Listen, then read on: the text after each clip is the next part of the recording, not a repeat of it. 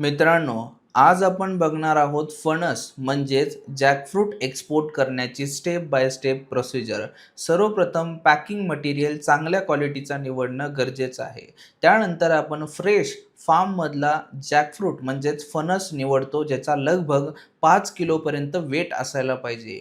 एकदा हार्वेस्ट केलेला फणस एका ठिकाणी आपण कलेक्ट करतो आणि मग बारी येते त्याच्या पॅकेजिंगची. आपण कोरोगेटेड पेपरच्या साहाय्याने त्याची पॅकिंग करतो. फणस एक्सपोर्ट करण्यासाठी डॉक्युमेंट जर म्हणलात तर invoice, packing list, certificate of origin आणि फायटोसॅनिटरी सर्टिफिकेट लागतो. त्याचबरोबर बिल ऑफ लेडिंग लागतो.